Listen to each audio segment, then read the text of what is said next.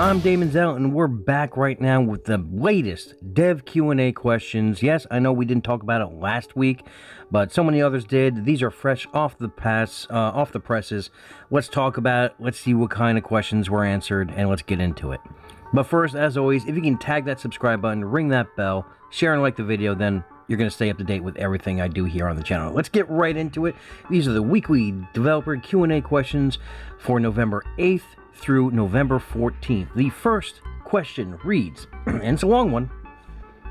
Hello, Eve Echoes team. I love the game and want to make it better. This is my suggestion. When we reverse engineering something expensive like a Nestor, we can get up to a point but never hit that 100%. In a long run, it is balanced, but the single failure costs so much for just one RNG try. I would like you to add a mechanic that can make us boost this up to 100%, and or something to return some of the resources back. Let's say we need to use a new resource region specific item, such as something in Angel Space to get resource only used for Angel reverse engineering ships, etc. This will make the regions attractive for more wars, invest more in resources for more secure reverse engineering runs, and something to mine, explore, fight for, or to sell on the market so players in other regions can buy it.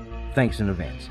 Now, the devs do answer this question. They say, in our current future vision for reverse engineering, there are plans to add more decryptor and structure bonuses to further improve the success rate. However, at the moment, that figure is unlikely to rise to 100% because it makes it hard to control the final balance. Please understand, we will continue to observe the feedback of reverse engineering. Now, I think that's good, because you're not supposed to hit that 100%, especially for faction. There's got to be some kind of risk to reap the benefits of the rewards for selling these. These are ships that sell for billions of ISK, and you know, just to get it to 100%, that means that you have a 100% steady income on this. I agree with the devs on this. It's not often that I do, but yes, I do agree with the devs on this. But you know, I'm not sure. I haven't really touched industry in a little while. Are a lot of you guys actually using these decryptors? I remember the decryptors were very expensive at the time, especially the time decryptor, where it basically lessens, say you're doing a carrier or a cap, and it's, you know, the build's going to take 11 to 14 days, and if you use, you know, this decryptor, it'll knock it down to like 3-4 days. I understand those are always going to be expensive, but have they released them other than exploration?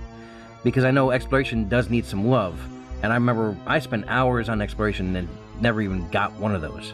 So you guys let me know. I think they also come from scouts. Like I said, I'm a little out of touch right now. But let's just go to the next question. And the next question is, and I'm going to have a field day with this one. It says, allow market transaction in the wallet to show what item was bought or sold.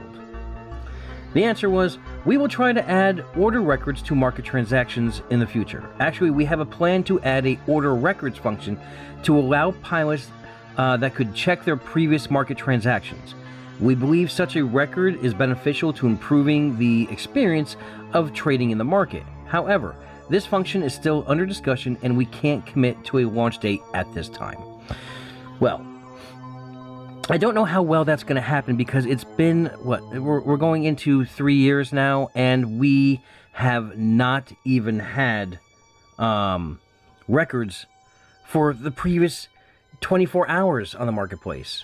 Like, I mean, it's not that hard, right? You just to see previous sales, so you can kind of be in line with something that's sold. Like, if there's only one thing on the market, right? Or there's no modules on the market that you're about to sell, and you haven't sold any in a while, you haven't bought any in a while, and how are you supposed to know how much to put it up for?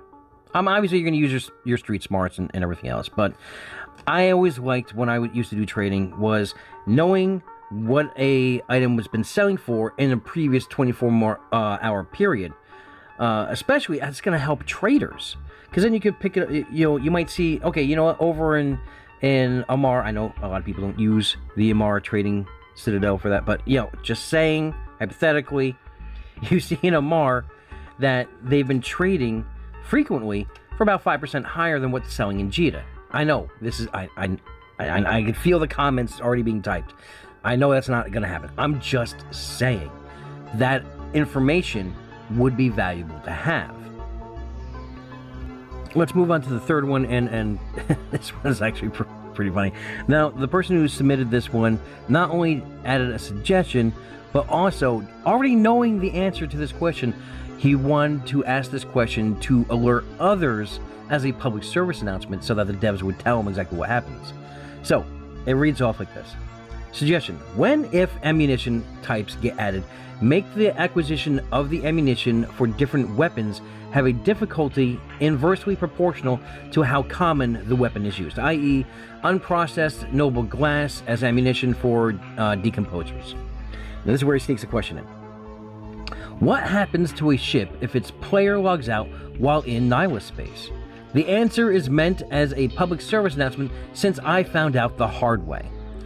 Now, the devs go ahead and answer the ammunition question, and we're going to tackle that part first.